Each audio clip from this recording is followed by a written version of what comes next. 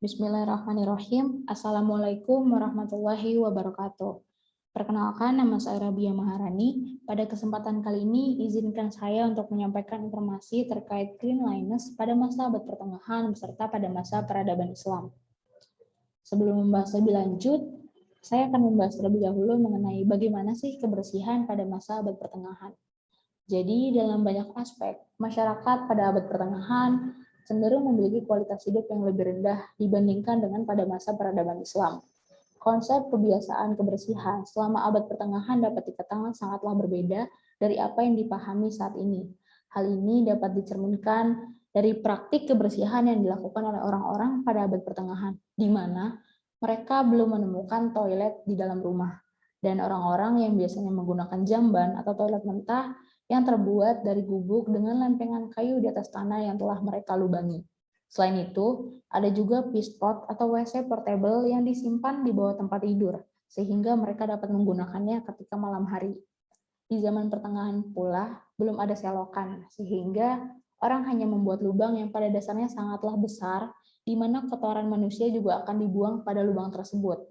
Ironisnya, praktik selokan ini tidaklah higienis, karena produk limbah yang terpapar udara menciptakan lingkungan yang cocok untuk perkembangbiakan bakteri yang dapat menyebarkan penyakit. Selanjutnya adalah latar belakang dari cleanliness pada masa peradaban Islam. Jadi teman-teman, dunia Islam pada abad ke-10 mulai menemukan beberapa produk yang berguna untuk menjaga kebersihan yang dapat kita gunakan hingga saat ini. Contohnya itu ada kosmetik, minyak wangi, siwak, dan juga sabun. Kosmetik membahas mengenai gusi yang dikuatkan beserta gigi yang diputihkan, memasukkan semprotan hidung, obat kumur, dan krim tangan, serta menyarankan untuk menyimpan pakaian di sudut yang diisi dupa, sehingga pakaian tersebut nantinya memiliki aroma yang enak. Minyak wangi, terdapat seorang tokoh yang bernama Al-Kindi yang menulis buku tentang parfum berjudul Book of the Chemistry of Perfume and Distillation, di mana pada buku tersebut berisi lebih dari 100 resep yang terdiri dari minyak wangi, salep, air aromatik, dan pengganti atau tiruan dari obat-obatan mahal. Siwak, penelitian mengungkapkan bahwa siwak berguna untuk menghancurkan kuman yang berbahaya di mulut, yang menyebabkan infeksi gusi beserta kerusakan gigi.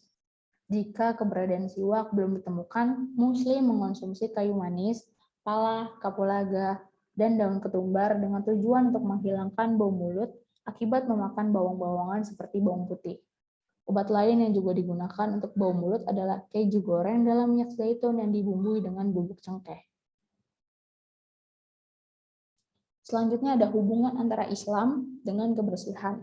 Jadi teman-teman, keimanan seseorang itu dapat dilihat dari bagaimana orang itu menjaga kebersihan dirinya, baik secara fisik maupun spiritual. Dan seorang muslim juga diminta untuk membersihkan diri mereka sebelum pergi, bahkan ketika mereka terbangun dari tidurnya. Dan juga seorang muslim berkewajiban untuk membersihkan dirinya serta berada dalam keadaan suci ketika hendak melaksanakan ibadah sholat 5 waktu atau yang kita kenal dengan istilah berwudu.